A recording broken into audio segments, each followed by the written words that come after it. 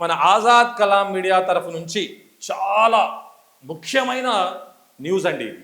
దయచేసి ప్రతి ఒక్క విద్యార్థి మరియు కుటుంబ సభ్యులకు చేరేలాగా ప్రతి వాట్సాప్ మరియు సోషల్ మీడియా గ్రూపుల్లో షేర్ చేయాలని మిమ్మల్ని కోరుతున్నాను. మీ అందరికి తెలిసిందే, మనం పిల్లల్ని ఎంతో ఆలోచనలతో, ఎంతో లక్ష్యాలతో, ఎంతో వారు భవిష్యత్తులో మంచిగా వారు జీవితం చక్కదిద్దాలని, వాళ్ళు ప్రయోజకులు అవ్వాలని మనం చూస్తాం. స్కూళ్ళలో, కాలేజీలో అడ్మిషన్స్ ఇప్పిస్తాం. కొన్ని సందర్భాలలో స్కూళ్ళు, కాలేజీలు మార్చాల్సి వస్తుంది. కొన్ని సందర్భాలలో ప్రమోషన్స్ అని, ఎంప్లాయీస్, డిపార్ట్మెంట్స్ తదితర అంశాలు, కొందరికి ఏదైతే ఆర్థిక పరిస్థితుల వల్ల ఒక కాలేజ్ నుంచి ఒక కాలేజ్ అట్లా వెళ్ళడం తదితర అంశాలు ఉంటాయి. అయితే పిల్లలు స్టడీస్ కంప్లీట్ మరియు ఇన్కంప్లీట్ అయ్యే సందర్భాన వారి సర్టిఫికెట్స్ని పెట్టుకొని చాలా కాలేజీలు వేధిస్తూ ఉంటాయి.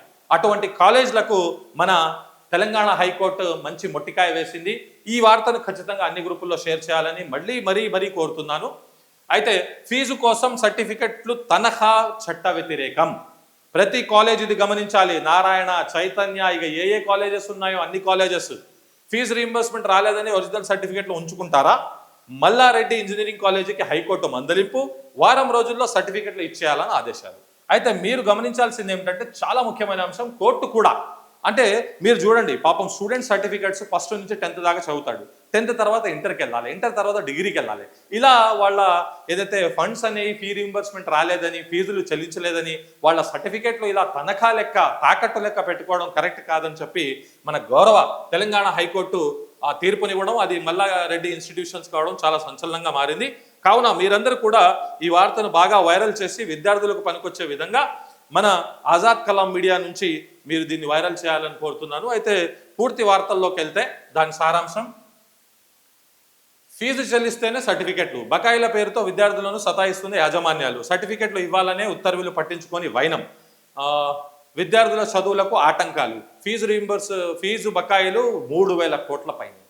ఈ వీడియో ముఖంగా మీడియా మాధ్యమంగా ఆజాద్ కలాం మీడియా తరఫు నుంచి కూడా నేను గౌరవ తెలంగాణ రాష్ట్ర ప్రభుత్వానికి, అటు ఆంధ్రప్రదేశ్ ప్రభుత్వానికి కోరుతున్నాను, దయచేసి మన తెలంగాణ రాష్ట్రాల్లో ఏదైతే విద్యార్థుల ఫీ రీయింబర్స్మెంట్ ఫీజులు ఉన్నాయో దయచేసి ప్రభుత్వం ఆ ఫండ్ని విడుదల చేయాలని, విద్యార్థుల ఏదైతే ఉజ్వల భవిష్యత్తు ఉందో దాన్ని అంధకారంలో నింపరాదని. మీరే చెప్తారు విద్యార్థులు మంచిగా చదువుకోవాలి, ముందుకు వెళ్ళాలి భవిష్యత్తులో అని, కానీ ఇలా మీరు ఫీజులు ఆపేస్తే, వాళ్ళు సర్టిఫికెట్లు ఆపేస్తే ఆ విద్యార్థుల బతుకులు ఏమవ్వాలా, వాళ్ళ భవిష్యత్తు ఏమవ్వాలా అనేది ఒక్కసారి ప్రభుత్వం ఆలోచించాల్సిన అవసరం ఉంది. ఆ తల్లిదండ్రుల ఘోషను, బాధను కూడా అర్థం చేసుకొని వెంటనే ఆ ఫీ రీయింబర్స్మెంట్ ఫండ్స్ అని విడుదల చేయాలని. తెలంగాణలోనే 3,000 కోట్ల పైనే బకాయిలు ఉన్నాయట.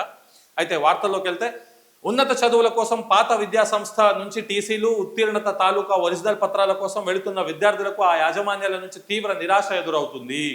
ఆ ప్రభుత్వం ఫీ రీయింబర్స్మెంట్ బకాయిలు రాలేదని, సర్టిఫికెట్లు కావాలంటే కాలేజీ ఫీజు కట్టాల్సిందేనని విద్యార్థులకు యాజమాన్యాలు తేల్చి చెబుతున్నాయి. టీసీలు ఇవ్వకపోవడం మరియు ఎస్ఎస్సి, ఇంటర్, డిగ్రీ తాలూకా ఒరిజినల్ పాస్ మెమోలు ఇచ్చేందుకు యాజమాన్యాలు నిరాకరిస్తుండడంతో బీసీ, ఈబీసీ విద్యార్థులు తీవ్ర ఇబ్బందులు పడుతున్నారు. రీయింబర్స్మెంట్ బకాయిల పేరుతో విద్యార్థులను వేధించొద్దని, వారి ఒరిజినల్ సర్టిఫికెట్లను వెంటనే అందజేయాలని ప్రభుత్వం ఇప్పటికే స్పష్టమైన ఉత్తర్వులు జారీ చేసింది. అయినా పలు చోట్ల కళాశాల యాజమాన్యాలు ఆదేశాలను పట్టించుకోవడం లేదని విద్యార్థులు ఆవేదన వ్యక్తం చేస్తున్నారు. అయితే ముఖ్యంగా మనం చెప్పిన విధంగా ఏదైతే విద్యార్థుల చదువు అయిపోయిన తర్వాత కూడా 10th తర్వాత ఇంటర్కి వెళ్ళాలి, డిగ్రీకి వెళ్ళాలి, తదితర కోర్సులకు వెళ్ళాలన్నా కొన్ని సందర్భాల్లో 10th మెమో పెట్టుకుంటున్నారు, కొన్ని సందర్భాల్లో టీసీ పెట్టుకుంటున్నారు, కొన్ని సందర్భాల్లో నో అబ్జెక్షన్లు ఇవ్వట్లేదు. కావున దయచేసి అటు ప్రభుత్వం నుంచి, ఇటు తెలంగాణ హైకోర్టు నుంచి కూడా మొట్టికాయలు పడడం వల్ల ఖచ్చితంగా అవి సర్టిఫికెట్స్ అనేవి ఫీజు రాలేదు అని తనఖా తాకట్టు పెట్టుకోవడం భావ్యం కాదని చెప్పడం జరిగింది. రాష్ట్ర వ్యాప్తంగా ఫీజు బకాయిలు సంబంధించి ₹7,000 కోట్లకు పైగా బకాయిలు పేరుకుపోయినట్లు సమాచారం. ఈ బకాయిలు విడుదల కాకపోవడంతో తాము ఆర్థిక ఇబ్బందులు ఎదుర్కొంటున్నామని కాలేజీల యాజమాన్యాలు చెబుతున్నప్పటికీ ఆ భారాన్ని విద్యార్థులపై పోవడం తీవ్ర విమర్శలకు తావిస్తుంది.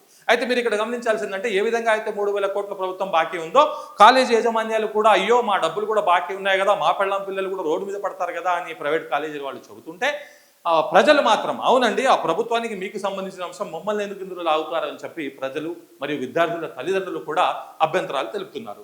ప్రధానంగా ఎస్సీ, ఎస్టీ విద్యార్థులకు సంబంధించిన, ఇక్కడ మైనారిటీ విద్యార్థులు కూడా ఉన్నారు, ఫీజులను చెల్లిస్తున్నప్పటికీ బీసీబీ, ఈబీసీలకు సంబంధించిన బకాయిలు కోట్లలో పేరుకుపోయాయి. బకాయిలు వెంటనే చెల్లించాలంటూ కొన్నాళ్లుగా ప్రైవేట్ కళాశాల యాజమాన్యాలు ప్రభుత్వంతో పోరాడుతున్నాయి. ఈ విషయమై యాజమాన్యాలు కోర్టును కూడా ఆశ్రయించాయి.